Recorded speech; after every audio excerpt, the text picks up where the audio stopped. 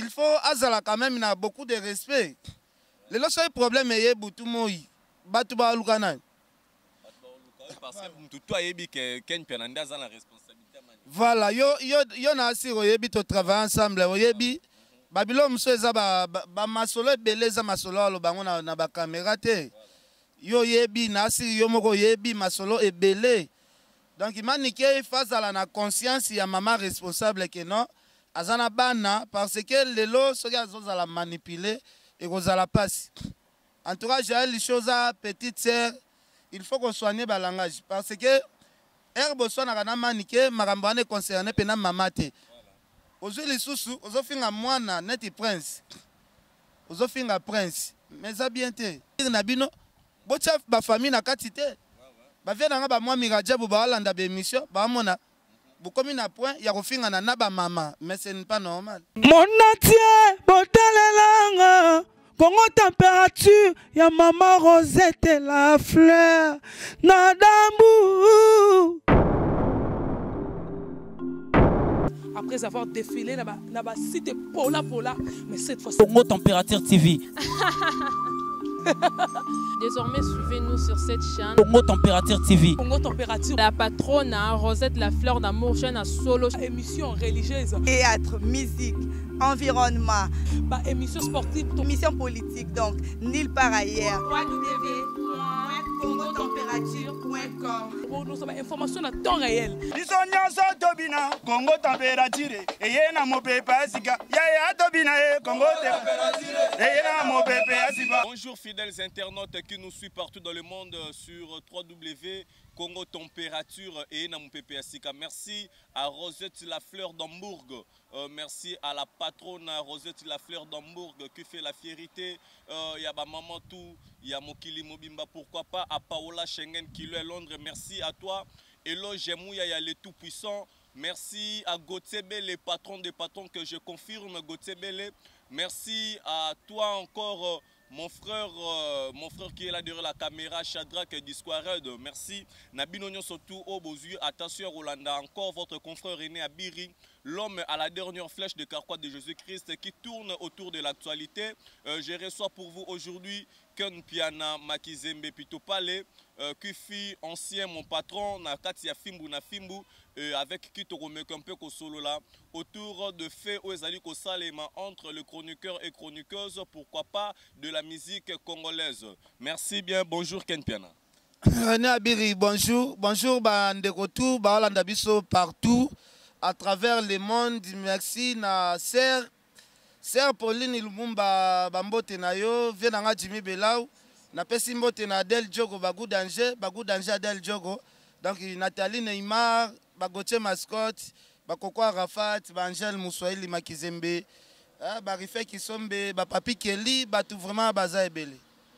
Merci bien Ken Piana, donc tu as solo la ka affaire yango, quand nenge lobi Ken Piana boni site ezali ko évoluer ndeni. Ouais, site ils ont évolué très bien, site ils ont évolué vraiment très bien. Donc il m'a solo tous les trains à marche quoi. Site ils ont évolué bien. OK, site ezali ko évoluer très bien Ken Piana apparemment ou engagé quand même moi bato belé tout le monde maniqué pas au travail là-dedans, mais apparemment il y a quelque chose qui ne marche pas, tout le monde ba vidéo qui a été publiée que au livré maniqué et pas à Bibi Kapinga. Non, au moni René Abiri, tozala quand même mikolo. Yo je pense au Ebi na Congo, ceux qui ont bata polémique.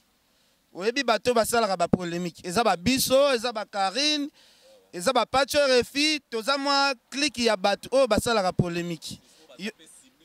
Oh baza ciblé reconnu, ba Freddy Akimbe, ba Matika Songo, ozui masa na biso o amzoto mikio. Vincent Kokamarambou, Ozuba Mike Lokamba, vous comprenez? Je pense que na bateau basala la polémique était, yo posa parmi bateau polémique, bateau basala la polémique était, et ça bara ya ba Bibi Kapinga. Siko soki Bibi Kapinga na Cynthia Rapashi bazana ba problème na bango. Na habité maniké à kokota ba problème na bango par rapport à quoi? Tozoki décision to lobby maniké. Pour l'instant, azo dépendre na fimbu te. Donc le problème est à Boutou et à Namoyi. bandeko baluka Cynthia Kapashi. Cynthia Kapashi comme yazali mutu oyo azwa intoxiqué manike na ba bêtise. Donc batu c'est mieux manike dépend de nanu na ye. En tout cas ce qui manike à se corriger te. En tout cas biso to ana décision msu ya ozwate. OK, merci bien Ken Pia na besoin la décision msu sur ozwate mais manike kota la boy apparemment batutu ba yebi ke yo mutu bande ko soutenir ye. Azali veuve, aza mère de plusieurs enfants. Au moins, on a un principal biazo et pas ya héritier Watanabe que je salue à passant. Mais koti ka ndengo tiki e bongo. Nandenge ozwara charge na ye quand même. Parce que na moni ba te belé na poto ko komelanga biri me ko solana Ken Piana alongo la suspension to pendenga longo limanike amekempe kozongi c'est veut dire que ozali quand même responsable ozape na bana manike à part âge mais azalo la mwana par rapport à kota mangamba musala. Moi pitié wana ekozala te. Bon to na sale émission moko te ya loba na longoli peut-être mso manike. Mais ezali punition to pesa. Comment manike akoyo ke la mutu ya travailleur ya site mususu kolega msu ngai patron na ye msu ya site. Parce que Cynthia Kapashi yazali mwana musala ya site ya batu. Comment ya ko bando yo ke la Cynthia Kapashi kolega msu nga. Oh Cynthia a lobby yango manike fayoka. Maintenant il faut azala quand même na beaucoup de respect. Le seul problème est butu moi batu ba lukana. Parce que tout a yebi que Ken Pia nanda za la responsabilité mani. Voilà, yo na asiro yebi to travailler ensemble, yebi Babylon mso eza ba masolo beleza masolo lo bango na ba caméra te. Yo yebi na asiri yo moko yebi masolo ebele.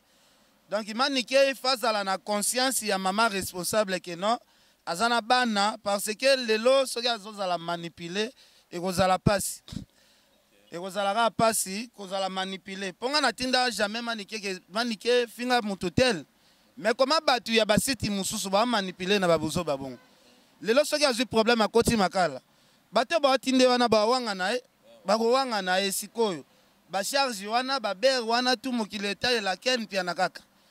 Ozomona ngai mga moko Ken na opekisa yo nazo pekso ba polémique mususu nazo éviter kota na ba problème.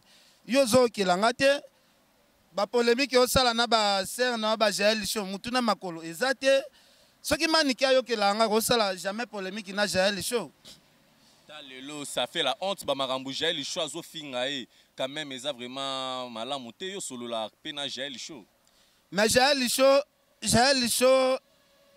et salinga pasi ya na landi émission Jaël Show ko finga mama ya manike et ça li passe trop parce que maman manike elle ka internet ité ko finga pena dego fingeli mama ya manike ki azali mama moko boye abota manike na balabala manike pe azobota bana na balabala bon ça ba langage moko vraiment na sepeli nango te Jaël Show pe ifaza na bomoto to koma na ba niveau te ya ko finga ka ba para batu to le ka ba internet ba para na biso bazalaka te vous comprenez donc et là le kelingai Jaël Show na débordage ya langage OK ko finga yaya na yo moko champagne ki yaza kindumba na ye epesi evi kindumba na ye bongisi OK au comité na point ya ko finga même yaya na moko propre en tout cas Jaël Show za petite sœur il faut qu'on soigne ba langage parce que herbe sona kana manike makambo ane concerné pena mamate ozuli susu ozofinga mwana neti prince ozofinga prince mais ça bien te mwana bato azalaka ne respect na ndenga mabete ndengo yebeli prince c'est un garçon vraiment humble et respect solide ça bien mutunyo surtout voilà un garçon moko aza respect donc Jaël Show il faut arranger pe moi ba langage parce que oh bo sala na manike ezo déborder moi ba limite boko sala makambo na bino ba délire na bino bo chef ba famille na kati te ba vient nga ba moi mirajabu ba landa ba émission ba mona bu komi na point ya kofinga na ba mama mais ce n'est pas normal. Mais Ken Pia na pito pale ozali moko ba o ba créer ba buzz et surtout ba polémique partout mais côté la affaire polémique est-ce que ezali vraiment important et touché kaka na domaine privé à vie à mutu ou bien to sala ba polémique sur la vie professionnelle? Non, moni polémique soki ekomi na vie privée ya moto eza sous polémique te ekomi ebenjire ouais ekomi sikoyo benjire oyo bato bakenda kosambela na baparke soki osali polémique peut-être na vie professionnelle ya moto eza nango normal eza neti biso tosalaka bamusicien sous critique nga lelo nakenda parke nasiri na émission tosala na yo mpo natelemelaka Mige Niemaki eza na bamaître ya musicien moko babetaki Mige Niema confrère na nga mais musicien se permettre kende funda nga na parke ya Gombe bajournaliste balobela yango te ozo comprendre bajournaliste balobe batrouva yango normal c'est comme si musicien aza na droit ya kotinda bamaître babeta na bango journaliste donc bakobeta yo pe mais baconfrère na yo bakolobela yango te parce que musicien wana toyebi te bamusicien soki baza soki bamusicien basokipaka na pouvoir nini na mboka oyo nayebaka te. Mais apparemment Ken Piana soko ozwi vraiment problème mingi na monaka bato barelashaka yo mais tangu eke oza na succès to pe buzz no na kati internet au moins tous les journalistes azo contacter yo mais elobela ko nini tango mona ba jara ba biloko na lobaki na stopper na nous kosala ba émission na batu na bando sala na ngana bayaya mais ezala nde nazala osala liboso te bakanga ngai na parke ya Kalamu na kenda parke ya Kalamu namona nanga journaliste moko te nakozala nga te namonaka apacho aya wana ozo comprendre babino tu bozalaki wana me bamaster oyo bazalaki oya bazoyamba nga natikala mona nanga mutu te apa grosse moli na sere na biso Yvonne nde bayaka ozo comprendre baya ebele bakoya batieli ba question piège mais soki bakangi yo bango babendani nasala 3 jours na Kalamu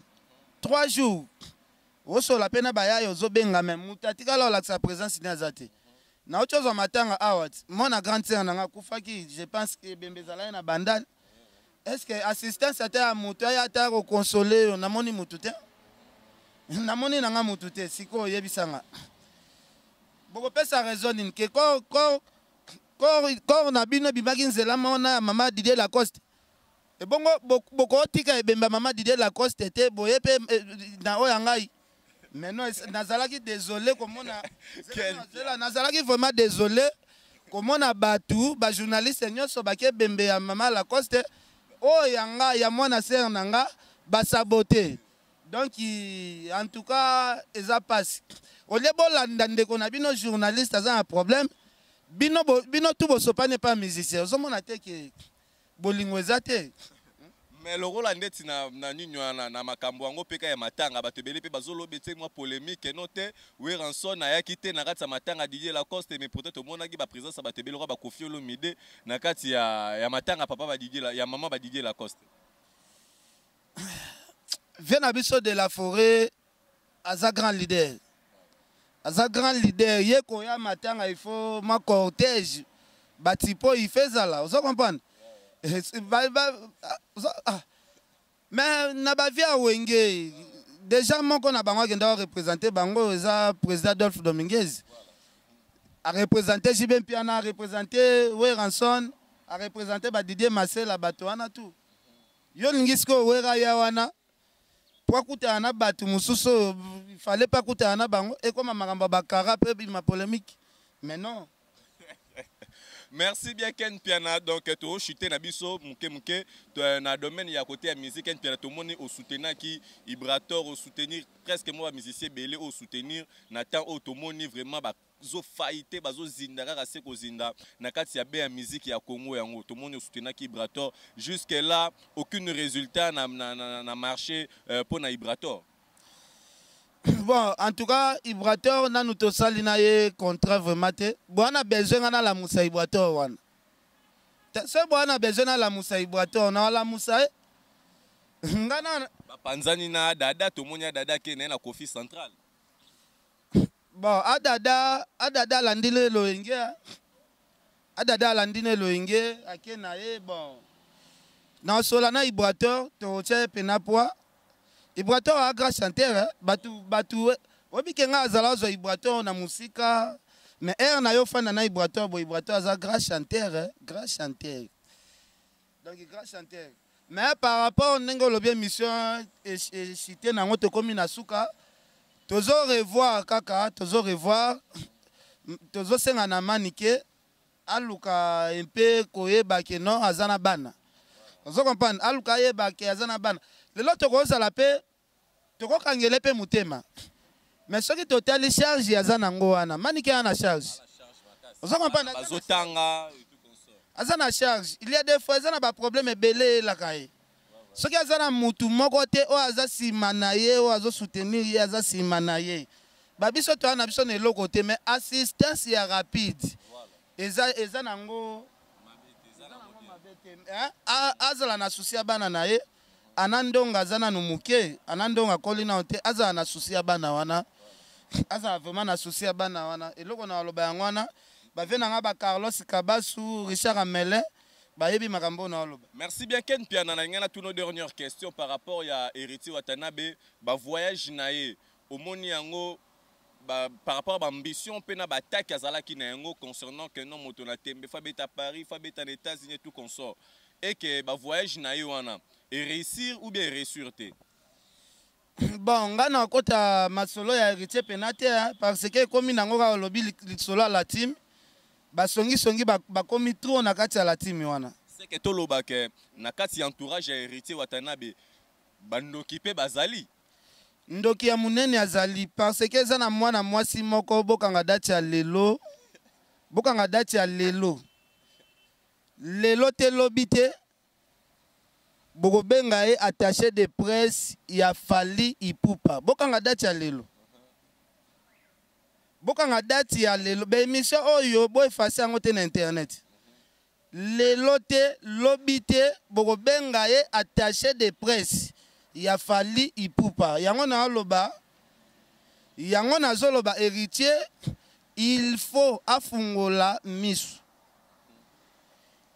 akendaki Paris na ba musicien négociation ya lisolo wana ezalaki déjà en cours donc lelo te lobi te bokobenga mwana mwasi moko ya la team kaka attaché de presse il y a Fally Ipupa du Cap La Merveille. Malobananga ezanganga. Donc il faut qu'on date. Merci bien Ken Piana, nous sommes à la fin de cette émission. Merci à Kishinga Pemba le roi de Kung Fu. On appelle ça merci na champagne overdose venanga Louison Mbata. Trezeguet Mouti, Achar Madila na Londres, Achar Madila yo yebi. Achar Madila venanga moi Miradjabou le tout puissant. Ya Willy Moucheni choisi ma tête le vénérable maître Mouto Ale Sarabi Solar ya Kisi. Venanga Jimmy Belaou, en tout cas Adèle Djoro Bagou Danger, Sœur Nathalie Neymar. Point barre, Angèle Moussoeli Makizembe, Koko Arafat. Merci. Merci bien, nous sommes à la fin. Merci à Kishinga Pemba Gauthier Bele. Pourquoi pas à Eloge Mouya, le tout puissant. Donc le téléphone est Bungaki. Donc numéro est affiché, ça un nouveau numéro. Bon contacter, conseil, reproche, et ça là vraiment bien. Pour être toi améliorer encore Moussala Nabiso dans le lingue tout ça là. Merci à Rosette la fleur d'Hambourg, pourquoi pas à Dani Bokombe Tsunami. Merci à grand prêtre des prêtres César Ngadi qui est patron, qui reste toujours patron. Merci Nabino Nyon surtout et on se retrouve tout justement après. Mon natie, botalelanga, Congo température, ya maman Rosette la fleur, Nadambu. Après avoir défilé, là-bas, c'était Pola, mais cette fois-ci. Congo Température TV. Désormais, suivez-nous sur cette chaîne. Congo Température TV. Congo Température. La patronne, Rosette la fleur d'amour, chaîne à solo. Émission religieuse. Théâtre, musique, environnement. Bah, émission sportive. Émission politique, donc, nulle part ailleurs. www.congotempérature.com. Pour nous avoir information à temps réel. Bisonyanso tobina Congo température et yena mo pepe asika ya tobina Congo température et yena mo pepe asika